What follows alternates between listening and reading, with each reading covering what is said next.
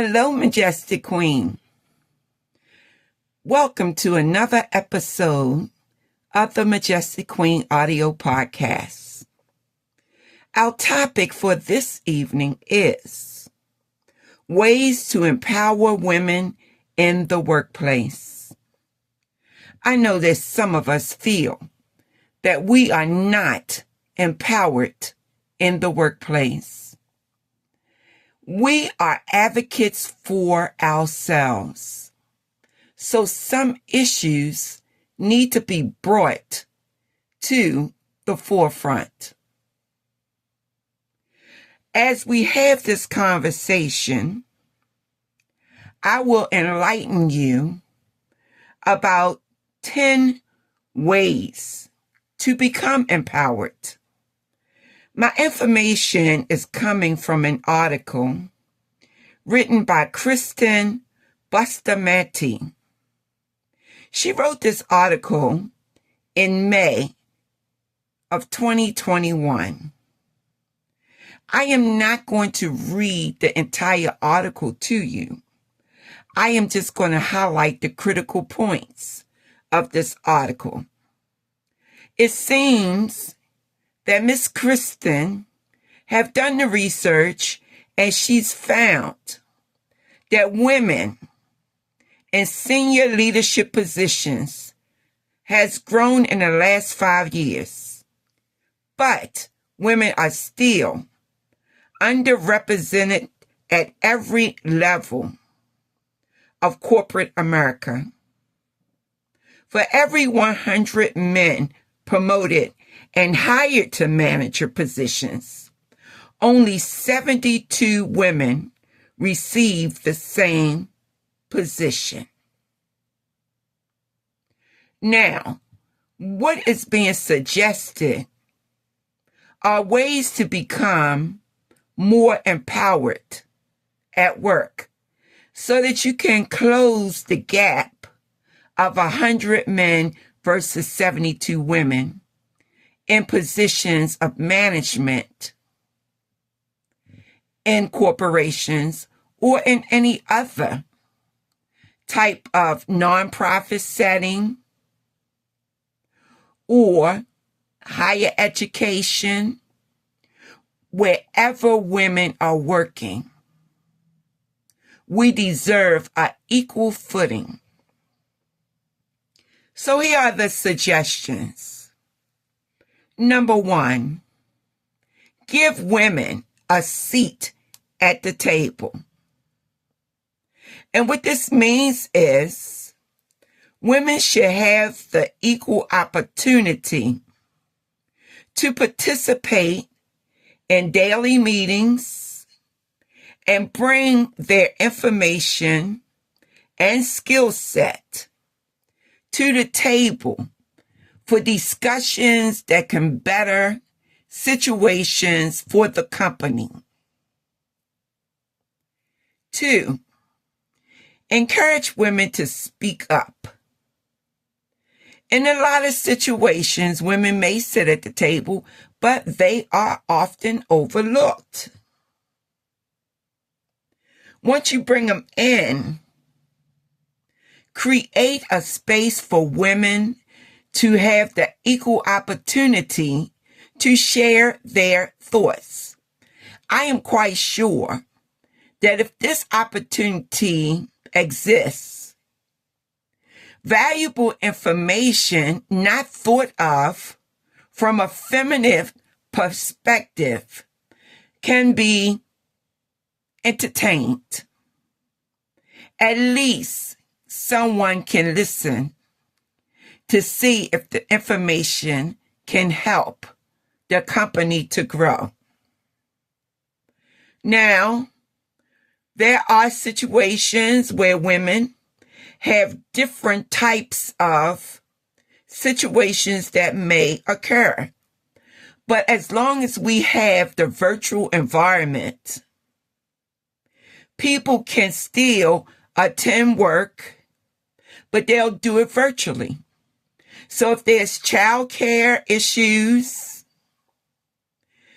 and The video calls are utilized in conferences. This will give women the opportunity to have their voices heard. 3, set up clear expectations and provide feedback. Well, feedback is important, and it builds more confidence in the workplace. It also helps women to improve their skills. So this idea of putting the information on the table, receiving communication back, will open the worldview of women in the workplace. See, there is a glass ceiling. And this glass ceiling, mainly in corporate America, can create this negative type of work relationship between men and women. But if the conversation is opened up in a manner that women are included, that will help to alleviate the glass ceiling. 4, provide mentorship to other women. Harvard Business Review reports that women who have an inner circle of close female contacts are more likely to land executive positions with greater authority and higher pay. So there you have it. The research has been done. Open up this circle so that women can receive mentorship from other women so that they can bounce ideas off of one another.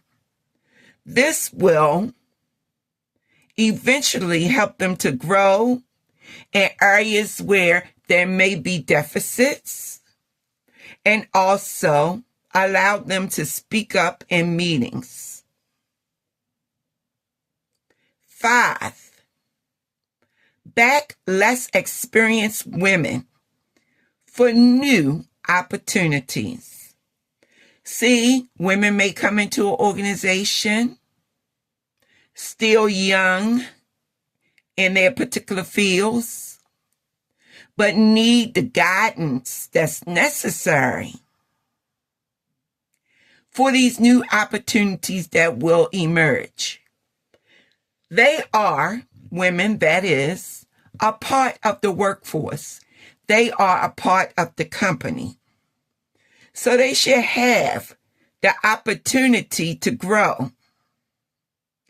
And a matter of fact, the senior professionals in the organization have an obligation to develop junior employees. So as we look at this information and really ponder on it, we will come to the conclusion that when senior professionals are mentors to the junior employees, this will allow those employees to gain additional experience. And that's what's needed. 6, make introductions. When you have the opportunity to hire new employees, let people know who you are and what you know, because these second-degree connections often prove valuable during a job search. Think about I stuttered there for a minute. That will happen occasionally. But think about the professional networks that you belong to and make introductions of people who are hired into those professional networks. 7, set goals around female involvement. And what this means exactly is ensure that the metrics are factoring in female environments. This also means establish standards for how many women should be involved in these cross-departmental type of teams.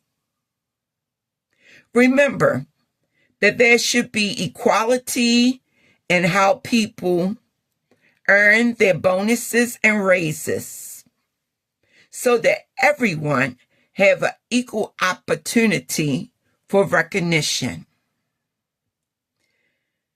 Next is 8. Protect the flex factors that are important to working moms. Now, you know that mothers are the nurturers of their family in a lot of situations, and they bounce not only their work obligations, but their obligations to the children and to their family.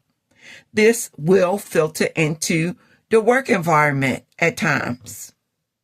Consider the fact that 88% of working women consider flexibility to be the most important factor in job satisfaction, greater even than salary. So be flexible. Allow for hybrid schedules, remote work arrangements, and flexible schedules. 9, work towards closing the pay gap. Men are 4 times more likely to ask for a raise.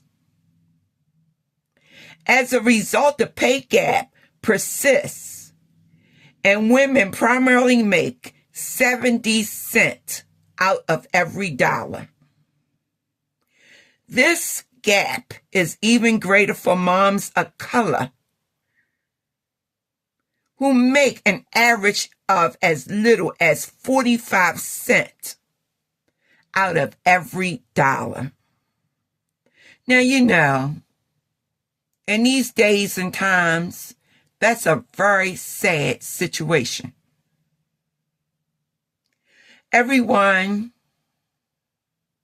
should have the equal opportunity to earn the same pay. They're doing the same job. So keep that in mind. And 10, this is the final point for this evening. Be approachable. Often women have only a few trusted relationships in the work environment.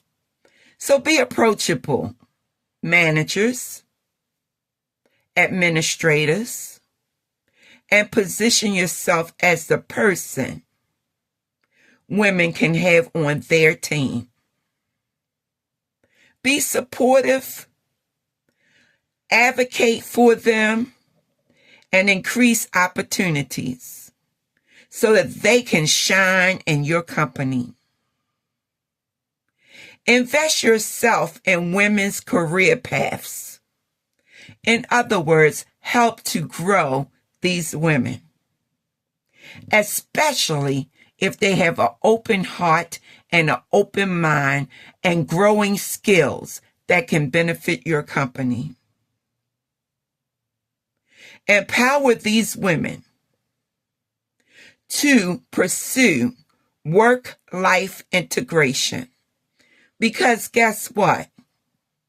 They have to manage both. They have to manage the home environment and every social activity that they engage in within their communities. And they need to be loyal and committed to you as the employer.